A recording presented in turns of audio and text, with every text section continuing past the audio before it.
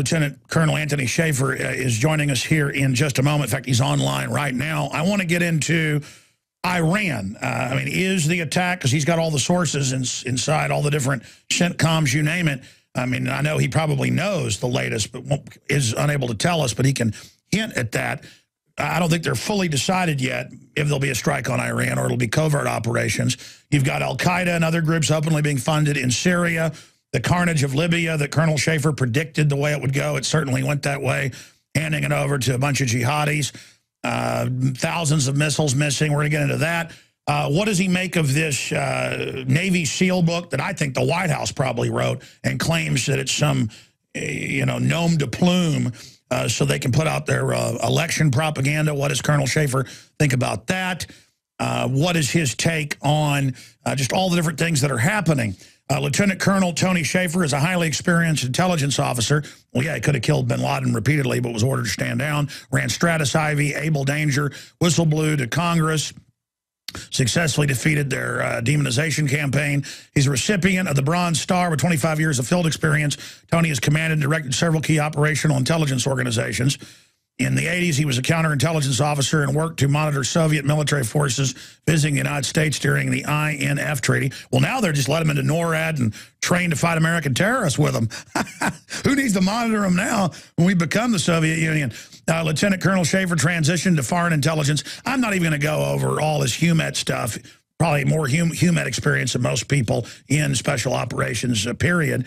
OperationDarkHeart.com was his book they tried to censor and did excise parts out of, and that's still a bestseller out there. Operation Dark Heart, bookstores everywhere. But I got to ask you this first, okay? And I want you to really, because we're getting down to the line, things are getting so crazy. Who knows? It's a possibility we won't be on the radio in 3 months with the bunkers. All my military and police sources that I've talked to personally, not just calling in, they're being told huge life-changing events in late October, early November. They're being told financial collapse, Iran war. We all know that doesn't mean that's going to happen, but that's what they're being told. The system likes to tell people, hey, we're going to war, or this is happening to get everybody in gear.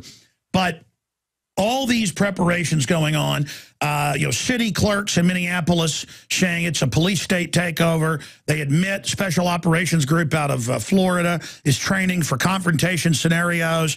I've got Army manual FM 3-3940 that we got. The Army responded 3 months ago and said, yeah, it's real. You shouldn't have it. It's for foreign resettlement and camps, but it's also for domestic, the 10 regions, how to process us with our Social Security numbers, how to take the political people and put them in a camp within a camp, just like X-ray, the 1.4 billion bullets bought in the last year, the armored giant wheeled tanks being delivered, just government is digging in against the people. They've announced al-Qaeda is no longer the threat. Officially, we've been told it's white, conservative, libertarian, gun owners, returning veterans. We first got those documents 4 years ago, or 3.5 years ago from from a federal marshal and from a state police officer. People didn't believe it at the time. They later admitted it was accurate. I mean, I'm seeing a buildup I've never seen. This is probably, let's be conservative, 20 times any buildup I've ever seen in the past. And so, Colonel Shaffer, I'm asking you, we have you for the next hour or the next 50 minutes. Be honest with us. Sure. What is going on? What is the military telling you? I mean, I understand you can't talk about classified stuff, but I mean, just be honest as a citizen. What is going on and what should we do as citizens? Well, one of the first things, Alex, I'd like to point out that this trend of essentially using the military or planning to use the military is not new. And I know this may shock your audience, but I had friends coming to me as early as the 90s when the Clinton White House still existed, complaining about the fact that they had to do operational plans, which were not against foreign adversaries, which they were actually for contingencies within the United States. Now, you and I both know, and I worked to testify on this, and was prohibited, by the way, back in 2005, regarding the issues regarding posse comitatus. I was actually prohibited by DOD from testifying in front of the Senate Judiciary Committee on this issue in September of 2005. And one of the aspects of this, obviously, and I think you and your audience clearly understand this, there needs to be a separation between police actions and military actions. The United States military was designed to be essentially an expeditionary unit, a capability, which would fight our foreign wars. And I think what we've seen is this internal look, which is, again, not new. I think what you're seeing now is a more visible, rollout. Yeah, rollout, if you will. But again, this has been going on since the 90s. And I think one of the things that every president, Democrat, Republican, has not recognized this trend for what it is, which essentially is the potential for the U.S. government to abuse the power. And this is one of the things I will always say. And for your audience to know, look, Walter Jones is a dear friend of mine. So I want everybody, truth in advertising here. He's been one of the voices looking at this. I mean, he's a conservative, and yet at the same time, he's very concerned about the fact that anytime you have power, you have the potential to abuse that power. And I think that's what a lot of us are saying. We all understand we need to have a strong military. We need to have a strong ability to use that military to defend the United States. However, one of the things that I've noticed, and I actually was on Fox News in July, talking about the fact that DHS, Department of Homeland Security, is now incorporated in its training. Now, this is what the DHS does to train local law enforcement. They've incorporated in their training the concept that, quote unquote, freedom lovers should be looked at as potential terrorist organizations. That's a quote. That's a quote. And so I actually said on national TV, this is insane. You cannot try to disabuse yourself of the clear and factual evidence that the vast majority of real terrorism attacks over the past 12 years have been planned and perpetrated by radical Islamists. I'm sorry, that's the fact. And look, I have very dear Muslim friends who I'm still friends with on Facebook. I'm involved with a lot of things to try to look at how we can better understand each other and mitigate. Sure. Well, let me ask you this. Why are they trying, because this is not denied, they say the #1 threat is domestic veterans, conservatives, libertarians, who statistically have the lowest crime rate of anybody. That's just the department's own numbers. It is a lie. Why are they rebranding off of Muslim extremists onto Americans? Well, I don't know. I think the only reason I can see is that this gives them a boogeyman to go after within the United States. And let me be very clear on this. And I said this in another radio interview. Sharia law cannot coexist within the context of our Constitution. My good friend Bruce Fine will tell you the same thing. He's studied the Constitution. There's no room for an alternate law system to sustain itself within our Bill of Rights. It just can't exist.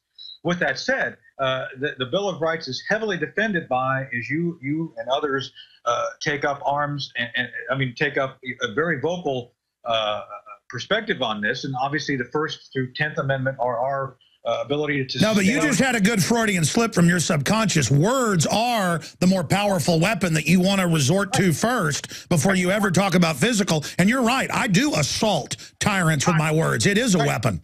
And that's the point here. I think the Department of Homeland Security and their current training system is set up to actually go after anyone who exercises their rights within the Constitution, which to me is insane. Recently, and right here in Virginia, down in Richmond, there was a former U.S. Marine individual picked up because he had posted on his Facebook very definite, I think he used the word of wanting to cut people's heads off because of what he perceived as their violation of the Constitution. Well, you and I both know that he's not going to take a freaking axe and go cut off somebody's head. It was a figure of speech. Yet that got him incarcerated for about 5 days. Well, he quoted a song saying, "I'm sharpening the axe." Exactly. Yeah. Now, how many rappers do you know who have actually said they're going to go out and kill cops, and in many cases have actually done so? So there's a clear assault on the First Amendment at this point in time, and this is one of those things which only those on the inside would really know their motivations. But when you combine this training trend by DHS to instruct local law enforcement to look at freedom lovers as a potential terrorist threat, you take time and resources away from real threats. That's my concern. That's what I've said several times. Well, let me ask you this question then. Why? Because I looked at the numbers. This is 10 times the ammo DHS has bought in the previous 9 years. No one has ever bought 1.4 billion rounds of different handgun and rifle ammo for domestic operations. They're buying mobile armored pillboxes for the highways. They're rolling everything out. What is the word? What's coming? Well, let me tell you something else is going, and I think you guys have talked about this before, the drones. We're talking about 30,000 drones being up and running by 2020, or before that, really. You're talking about the FAA now writing rules, and I think it's something maybe you want to talk to Walter about when you have him on a little bit later. You know, no one has looked at the constitutional issues of the use of drones. You have FAA, which is a large bureaucracy, writing rules for use without even any regard of why and how they're going to be used regarding the First and Fourth Amendment. So you've got to consider that. In addition to that, when you look at the layering of capability, like you point out, this huge buy of bullets, this basic militarization of the police forces, one has to wonder, and this is where your audience and everybody should be asking a question, why? What threat has presented itself that requires this level of purchase? Have we had race riots or other riots in any major city of the United States? We haven't. We just went through the RNC convention. One of the things that DHS said they justified the purchase of all these weapons is because, well, we think that there may be riots at the conventions. Well, one convention's down, the next one's coming up next week, and nobody I've talked to indicates to me that they see any level of 1960s radical riots as we saw in the Democratic. Yeah, but you couldn't use 1.4 billion rounds of ammo domestically. I mean, that would take years to use in a full-on war. Literally. So I don't believe any answer given by the government so far is sufficient to explain what they're doing. And I think everybody should be demanding through their Congress people, through their state and Senate representatives, what the heck's going on? Because I can't answer that question. Lieutenant Colonel Anthony Shaffer is our guest. Be sure and visit his website. We'll give you that address here in just a moment. Let me ask you this. I don't know if you've seen it, but it's FM 3-39.40, Internment and Resettlement Operations PDF. We've got all these others here in front of me. We've got a public document they put out on the National Guard website in multiple states saying that they are training for cordoning of cities, gun confiscations. So all this is now admitted. Then this is newer training. I know this has gone on before at a smaller, cadre level. Now it's going on across the board. Everybody I know that's in the Army, family I have that's in the Army, they tell me that in the last 3 years that even mechanics have been trained in riot control, that they're training everybody in riot control. Again, I know you don't like to speculate, but what are they gearing up for? I mean, it'd be one thing if they were getting ready for an Iran attack and they thought Iran might have some sleeper cells.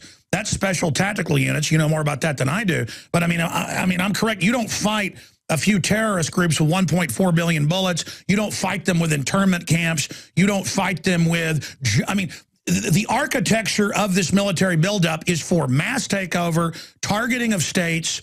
I've talked to Army officers off record who've said no. Whenever Rick Perry joked and said, we'll secede, that they got the National Guard in 5 surrounding states on alert. We know when they said we're not going to, the Texas legislature unanimously in the House said no more groping, we're going to kick the TSA out. Obama said we're going to have an air embargo, and if you try to run it, F-16s will go after you. I mean, this is the stuff that started the Civil War. And I mean, I know I'm ranting, throwing these data points out at you, but this architecture, from my layman research, is it not built to suppress the states, as we saw the county judge say out in Lubbock? Well, I put your very point on my Facebook a while back. The 10th Amendment requires that the states have a certain amount of responsibility.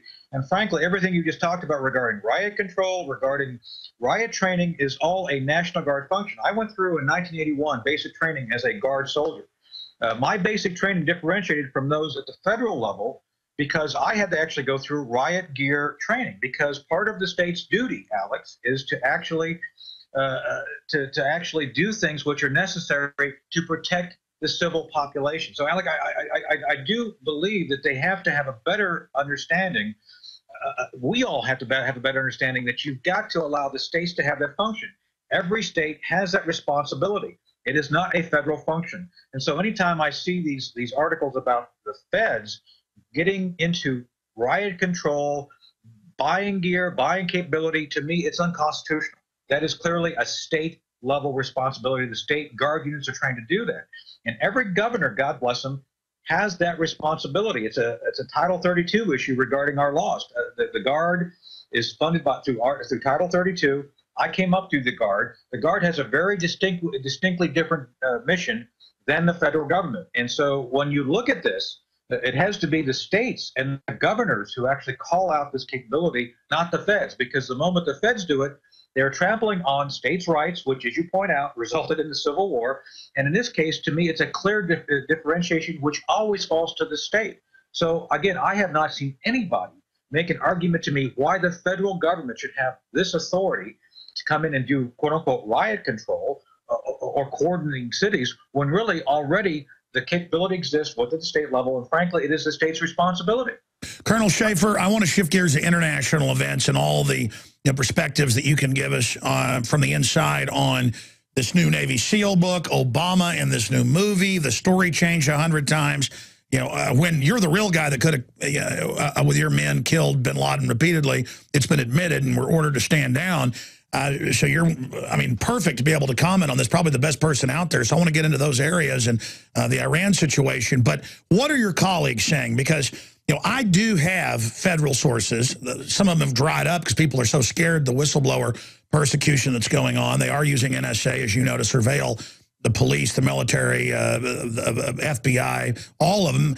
They've been threatening ATF people if they expose Fast and Furious. I mean, we're seeing authoritarianism, its strongest in the federal government, trying to not have good people follow their oath. But what are your colleagues that are currently in the military? I know you still teach in the military and have those contacts. Are they concerned? Because from my sources, they've never been more concerned. And they say that elements of the federal government are looking at trying to take over the state, start a civil war, try to script, saying domestic groups are the enemy, really trying to bring in an authoritarian takeover openly. Are you hearing any scuttlebutt in that area? What I'm hearing is this something that I think I encourage your audience to Google or check for themselves. Senator Ron Wyden has said some very provocative things about the classified implementation of the Patriot Act. And so what I can tell you from what I'm hearing, I can't tell you why I know, but yeah, everything that's communicated, anything that's a 001, it travels through the internet or on the phone system, is being recorded by NSA. And I don't care what General Keith Alexander says. I know that he's been confronted on this by several reporters, and he always tries to change the subject. Everything that's being communicated is being recorded in some form. That's why they opened this big Utah facility. With that said, there needs to be a clearer understanding of oversight of that system, which brings me to my next point, which is what you want me to talk about here, is what's actually going on. Look, I do believe that power corrupts, absolute power corrupts absolutely. So you've got to have someone watching the watchers. This is where Congress comes in and has to take a much stronger role in exercising its oversight responsibilities. We have elected officials by the people of the United States who do not have access to the very things they're funding. That is and I think Walter will be willing to tell you this, he pays for things, he votes on things, and yet cannot oversee the very things he approves. That's Congressman Walter Smith coming on later. Walter Jones coming on in a few minutes, yeah. Excuse me, yeah. And I think that's one of the insanities of the current system. We have a lot of things going on in the federal government which people don't have clear understanding of. This goes back to what I blew the whistle on, where I believe certain things happened and were suppressed that could have resulted in other things. And regarding that, a lot of folks are working very hard. Judicial Watch is an organization that's constantly trying to get behind the scenes. And this goes to the issue of the Bigelow movie, Zero Dark 30. Judicial Watch just recently uncovered 4 linear inches of documents which were quote-unquote overlooked during the initial review, which indicates not only was the White House behind opening doors, they were trying to shape the story to show that the current president was very much involved in the quote-unquote assassination of bin Laden. Whether you believe that to be true or not, I'm not going to go into that debate at this point. But what is not within debate, what has been proven by these documents, is that the White House opened the doors to both CIA and DOD and gave Ms. Bigelow and her Hollywood types full access, which includes classified information, to help them film this movie. So totally illegal. The president isn't even allowed to do that. And this, on top of the other leaks which have been clearly demonstrated, the Dr. the Pakistani doctor Al-Fredi being outed, the thing with the Yemen net being outed. There's a whole series of things, these things, which have been very clearly detrimental to our defense and our national security, and yet they've happened and continue to happen. And so we come to the book, No Easy Day. I'm going to tell you, as best as I know, this kid, for better or for worse, is very naive to what's going on around him. I don't know him. I know people who do know him, and frankly, this seems to be all about the money. Apparently, Alex, this kid was offered $1.something million in advance. That's a lot of money, and I don't mean to sound demeaning to him, but everything I'm hearing is that the kid walked into essentially a trap, if you will.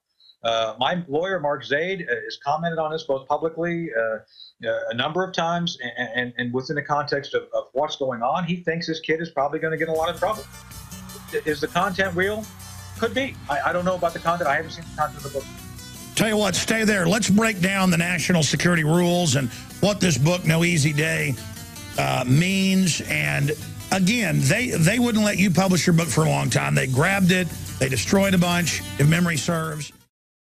Alex Jones here with a very important announcement for truth seekers. We've carried a lot of amazing films and books over the years on the online video bookstore at infowars.com. And out of all the titles we've carried, one stands out because it is just so chillingly convincing. And that's Dreams from My Real Father by Joel Gilbert, available at infowars.com. This film exposes the fraud that Obama is like nothing I've seen. If you want to know who Obama's real daddy is, this is the film for you. Don't forget, your purchase supports our broadcast and our growing media network. You'll also find at InfoWarsShop.com, None Dare Call a Conspiracy by Gary Allen, the book that woke me up. We're also carrying Behind the Green Mask, UN Agenda 21 by Rosa Corey. This book is coffin nails to the globalist takeover. The Greater Good, the most professional and up-to-date film I've ever seen exposing the scourge that is vaccines. These titles and a lot more are all available at InfoWarsShop.com.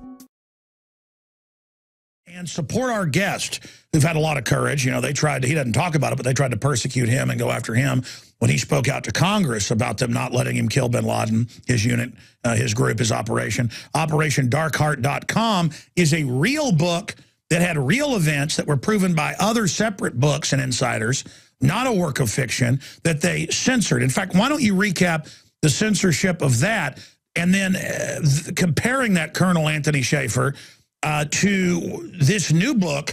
I mean, I'm no expert, but I've never heard of a major publisher publishing something like this without authorization. I mean, they could be arrested for this. I mean, I get sent secret stuff, and it goes in a shredder if it's marked secret. I mean, I won't even investigate it because I know they could arrest me. So anybody in media knows this. Anybody in media understands this.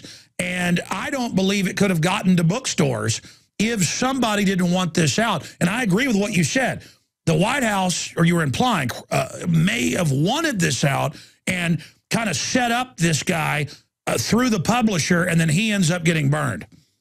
I think it's very possible. I think that's one of the scenarios we've talked about actually happening because, you know, between you and me, I don't think anybody would want to do something like this without some level of top cover.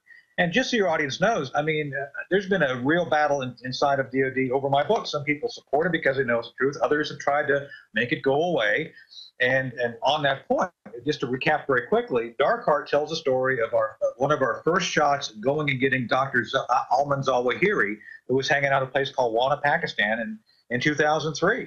And for any number of bizarre reasons, I won't give away the entire content of the book, things went against us and they decided not to do it, which obviously allowed Zawahiri and bin Laden and everybody else to hang out in Pakistan for a long time. Zawahiri is still hanging out over there. We did disclose within that book elements of Operation Able Danger, which was our pre-9/11 operation looking at going after al-Qaeda offensively that was shut down right before 9/11 as well. So all those things are in the book, and frankly, I think there's more issues still in that book that people don't want to be talked about who are still in DOD. And I think that's one of the reasons that... we'll go over the history. They blocked its publishing for a while, right? Then grabbed it and I mean, a bunch of stuff. We went through 2 separate reviews, had to have it cleared twice. And so unlike this Navy SEAL, we actually tried to cooperate from day one, went through the process they gave us, and then right at the 11th hour, when certain folks figured out, oh my goodness, this book says things we don't like, they did it. They pulled it back. They destroyed 10,000 copies, as you pointed out, and it was all done under the quote unquote issue of security. Let me be clear with your audience. We have a First Amendment lawsuit against DOD for the abuse of the First Amendment, because we believe we can prove in court that everything in my book, in the unredacted copy, is unclassified. We believe we can prove that, and yet over a year now, we have been fighting DOD for our day in court. That's how much they're fighting. Because it's an embarrassing story. It's not one they want told, but this propping up the fairy tale with how Obama told it of the burial at sea, and they're watching it live on feeds, which they admitted wasn't true, on and on and on. They want this published backing up their story. They don't want your book out. Exactly. So it's one of those things. It's been a clear pattern by this White House that if they want something out, they'll be the first to leak it. It's almost as if the New York Times is their outlet for classified information. At the same time, if you have people trying to come forward and tell the truth, they're immediately pounced upon. As you pointed out, there's been a war against whistleblowers that has been unlike any other in any other administration. So I think what we're seeing here is this as long as that narrative that they like supports what they want to have people think, they'll let it be leaked. If there's any criticism or contrary information which tells the truth, they don't care. They will pounce on people. So I think that's the one issue that I think everybody needs to be concerned about. The truth is the truth is the truth. And I think that should be what everybody seeks in this case. And frankly, this book, I don't know how much of it. I have not seen it yet. I've only seen some reviews of it. And I think this narrative is going to be something I think sets the record straight. But again, it could be the record that the White House wants set straight, not one which may reflect the total truth of the situation. Let me say one other thing real quick. A reporter named Kim Dvorak from she writes for one of the online newspapers for I think it's the Examiner, did a story back when bin Laden was killed talking about the quote unquote eerie parallels between Operation Dark Heart and Operation Geronimo, because according to her, and I can't confirm this, what we came up with for Operation Dark Heart was actually the format used for the raid on bin Laden. So I can't confirm or deny that, but I'm just saying go check out her article and read for yourself. Interesting. Now, shifting gears into the larger geopolitical situation, recap, because I remember you being on the show with your predictions and others' predictions of what would happen in Libya, what the geopolitical strategy is of wrecking that country with somebody working with the West, putting in the jihadis, al-Qaeda flags over major cities, lining up black Africans, shooting them. And then now what's happening in Syria, where the CFR 3 weeks ago came out and said, quote, we need al-Qaeda. And news is like, wow, al-Qaeda's getting the job done. I mean, this is just amazing. They're saying the TSA needs to, take my 4-year-old in the back room and abuse him, or needs to grab my wife's breast, or needs to grab my genitals, or Ron Paul's, as they tried to do in Florida a few days ago on a private jet. They wanted to search him and his wife and check for bombs that he, because he might be a threat to Mitt Romney. Ron Paul's public video was shot of this. So Ron Paul can't be trusted. But al-Qaeda can be given 10,000 missiles, 2,000 of them, each seeking a radar guided out of Libya. That's not an issue. NATO can fly al-Qaeda in to Turkey and other areas to insert them, to infiltrate Assad's regime. I mean, this is so they can kill the Christians. I mean, how have we gotten to this point? And is the military concerned about putting al-Qaeda into Syria? And what do you think the grand plan is of this? I don't think there is a grand plan. It's part of our problem as a DOD. We don't have a global strategy. One of the things that was notable, at least during the Cold War, is we had kind of an enemy we all looked at and we understood. We don't have that now, and I think what you're seeing is chaos. Our military today is reticent, and I've talked to a lot of folks, as you have. A lot of folks don't believe that we need to be looking at going to war. We need to be looking at only using military force when necessary. I think we have an overabundance of evidence that we need to be more step out of getting involved in local conflicts. The conflict in Libya resulted in, as you pointed out, I predicted that we would see the chaos we now see, that tribalism would be the real result, which is what we have. We still have literally thousands of surface-to-air missiles missing. I don't know how that's in our best interest, and I don't think we've seen the end of bad consequences coming out of Libya. We go to Syria. Syria is one of those situations where I think people like John McCain are insane. And let me be very clear, are insane to be calling for military intervention by us, as if we didn't learn our lesson from Lebanon and the Marine Corps embassy, barracks bombing and the embassy bombing back in the 80s. We've got to be much more careful about how we involve ourselves. And frankly, us, allowing for Al Qaeda or the Muslim Brotherhood to take a stronger role against Assad is not in our best interest. I think we should be looking at how we can get Assad to move along. But I think the social construct, the whole country of Syria is, for better or for worse, a modern republic of some form. It should. I'm sorry. Let me strike. It should be a transition into a republic. Right now, you have a dictator in the form of Assad. I believe if you replace Assad with a group that can transition that country, you're much better off than allowing total chaos to come in. The moment that government falls, you will see another Libya. And I think the consequences of this will be far worse, because this government has weapons of mass destruction, chemical weapons, and frankly, you could see an entire expansion of conflict throughout the region. So I'm not for the blind use of force, of us coming in and taking sides. We all, I think, would agree something needs to be done to stop the killing, but dismantling of the central government and seeing that military devolve into what we saw the Iraqis devolve into after we got rid of the Iraq government and the military is not in our best interest. So I don't think we have a clear course we're going forward on. Sure. Colonel Shaffer, you're a smart guy. I mean, there's no doubting that. And you're a gentleman, and you like to just stick to the facts. But when you say it's chaos, that's from perspective of someone like you that really wants to spread 1776 worldwide. You want freedom. You want a fair shake for everybody. You support the Bill of Rights, Constitution. And so you look through that lens. But I know you're not naive.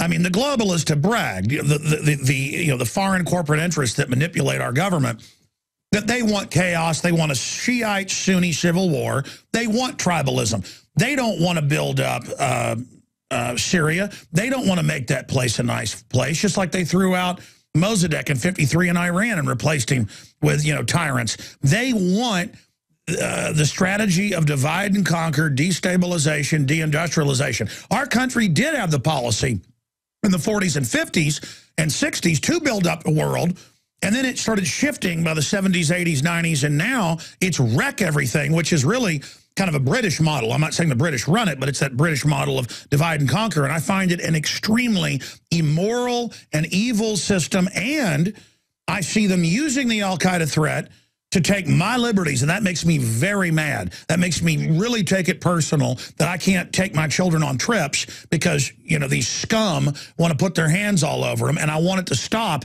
And only this al-Qaeda myth is holding it up, and I just don't see how we can logically say al-Qaeda are good guys. I know you're not saying that, and are helping bring down Assad, and they got missiles, that's okay, but I've got to have my rights taken away, and they got to have TSA at the shopping malls. I mean, I'm ranting here, but, I mean, come on. I think there is a method to this madness. It's destabilization. Well, the whole TSA thing is out of control. Let me be very clear. I go to New York very often, and one of my favorite ways to travel is Amtrak, Excella. And let me tell you, the Amtrak security folks have done a credible job for years. And they do random searches, they profile, oh my God, what a word to say, and they look for people to be, some anomaly to actually pull someone aside and talk to them. Imagine that. And they have dogs, bomb-sniffing dogs, they run them around, I have no problem with that. And yet, for some bizarre reason, TSA wants a piece of that action. They want to get involved. Why? There's no reason. It's a secure prospect. Amtrak knows what it's doing. You travel without having to go through onerous searches, and yet somehow TSA wants to get in. This is the problem with what we're faced with right now. We have an out-of-control bureaucracy, and frankly, again, Congress is not doing its job. The way Congress should deal with this is cutting back the freaking TSA budget and, frankly, asking them to account for everything they're doing. They are truly, not profiling people. I don't believe TSA is making anybody safer by doing this charade of looking at the diapers of 4-year-olds. And I think this is one of the things we as Americans have to take a very hard look at. And yeah, the whole idea of al-Qaeda being good one day and bad the other is insane. If you have radicals who are out to destabilize or see a Muslim caliphate come to fruition, they're not our friends. So you have to understand the larger picture here. I think everybody does. And we cannot accept onerous security in our own borders for an enemy who, frankly, is there, but not as monolithic as we might make him out to be. Well, Eisenhower said, if you want security, go live in a prison. Right. And that's the thing. And again, let's look at the threat. How many attacks have come over the past 10 years? Where have they come from? And look at how those were perpetrated. We had the underwear bomber part 2 almost perpetrated. And of course, the administration leaked that to the detriment of now the Al-Qaeda guys know how we figured it out. So that came from an external source. There's been other radicals like Major Hassan, Nidal Hassan, who have been radicalized. That is an active threat that we need to look at. And it turns out, though, they knew that he was talking to these people and let him continue for 2 years. Right, exactly. So that's my point. We need to look at where we know the threats to be, not to look at 4-month-old, 4-year-olds' diapers. It's insane. We've got to get past this perception. Again, I think the government does a lot of things to create the perception of security, when in effect, obviously, they have not protected us against the real threat. Sure, but it's more than security theater. It's a power grab. I think in many ways, especially with TSA, it is. And again, this goes back to Congress reeling them in. I'd like to believe that people are waking up to the fact that certain airports have already said, we want to get rid of TSA. We should make it easier for them to get rid of TSA, because TSA is another government bureaucracy, which now, because of its size, is more focused on its own self-continuation than actually protecting the American people. Final segment with Lieutenant Colonel Anthony Shaffer, who has written the best-selling book, Operation Dark Heart. You can go to the website and find it, operationdarkheart.com. I'm Alex Jones of infowars.com and prisonplanet.tv. I want to ask him about the Iran attack, the big news. Alex Jones here with a message that could revolutionize health in this country. Going back about 1.5 years ago, I began to learn about the incredible health effects of longevity products. Aaron Dykes lost 92 pounds. We're going to show you some before and afters. Aaron, break down what happened, your story. I've worked really hard with diet and exercise to try to lose weight, but I just didn't get the results. It just didn't happen. Then I saw what you were doing with InfoWarsTeam.com. I wasn't even trying to lose weight, but I got it because I wanted to feel better energy. I wanted that nutrition. Didn't even understand how that could kickstart my own weight loss goals, but the products did that for me. I found myself suddenly losing weight, more energetic, wanting to exercise, wanting to eat the right foods. And they don't even advertise it as weight loss. I want to challenge our radio listeners to go to InfoWarsTeam.com, sign up as a distributor, and get wholesale pricing discounts at InfoWarsTeam.com.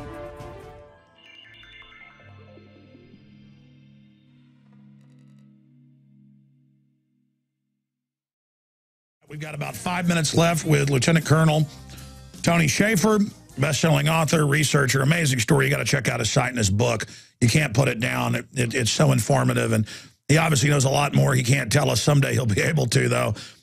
In closing, the Iran situation, I'm sure you've seen Dempsey, who's usually been pretty hawkish. That's why they kept getting rid of the different chairmen. He's in the Jerusalem Post and everywhere else, saying that Israel's moving towards a strike, and he's now distancing himself. That's kind of creepy. Does that lean towards an attack or against it? What intel are you getting?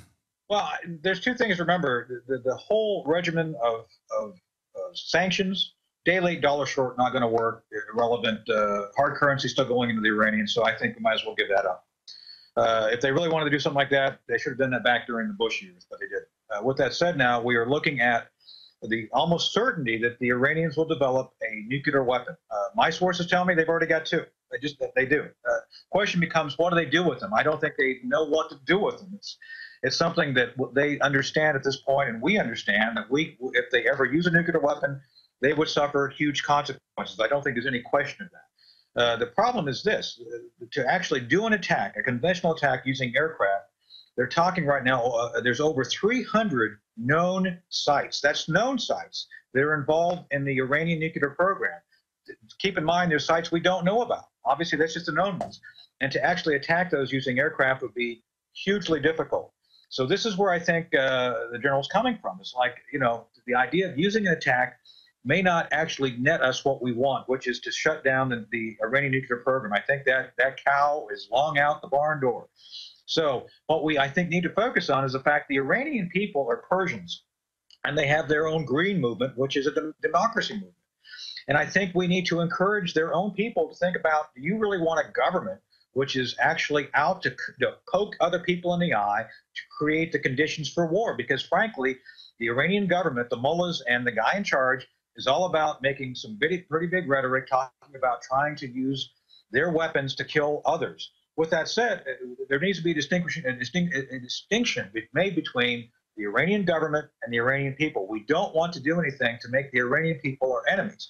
So this is where I think we have to have a deeper strategy in understanding the situation, and to understand who the good guys are and who the bad guys are. Well, let me ask you this, because you've got to go sooner. Maybe you can stay 5 more minutes. We're going to break here in just 1 minute. Look, I don't want a war, and I want to see Iran, become a freer country. But why are there mullahs and people saying we're going to blow Israel up? And they really are saying that now. It's like they want this war to happen. That's crazy.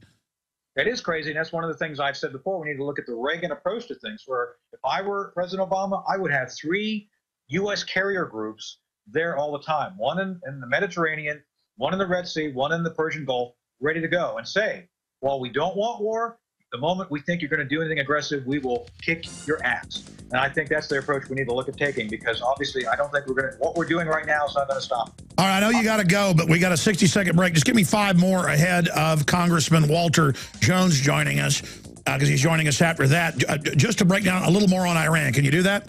Sure. Okay, great. Back in 60 seconds. Everything we said came true. Everything we've done's been right. For folks that just joined us recapping, we're talking about Iran, which has got really, good, smart people that want freedom. And I know that the West has done a lot of bad things to Iran, so it's not just a one-way street. But Iran is doing a lot of provocative stuff. I mean, some of these statements are almost asking for it. And isn't that, correct me if I'm wrong, because I want to hear it if you think I'm wrong. Isn't it that their government, I've seen some of the statistics, thinks they'll be more popular, because they're pretty unpopular, if Iran is struck? That will unify that government for another 20, 30 years. They kind of want that chaos so they can look like, that they're the victims and stay in power? Yeah, absolutely. Let's look at what did happen with the Falkland Islands in Argentina. That was exactly what the Argentines thought they could do, is actually prompt their population to be more supportive. And two points very quickly, and I know we're short on time, but the Iranians watched how the North Koreans played brinksmanship masterfully. I worked operations back in the 90s, and I watched in slow motion how the North Koreans were masters at pushing us right up to that line and backing us off. And they're before our eyes, the nuclear program within Korea produced nuclear weapons. Imagine that. So they've watched that. They understand this game of brinksmanship, and I think they're trying to walk a very fine line. Let me be very clear here. The moment that, and they would lose, the Iranians would lose as much as anybody else in a war. They sustain themselves off of oil sales. They cannot even refine their own oil. So I think this is one of those things that you continue to see this brinksmanship.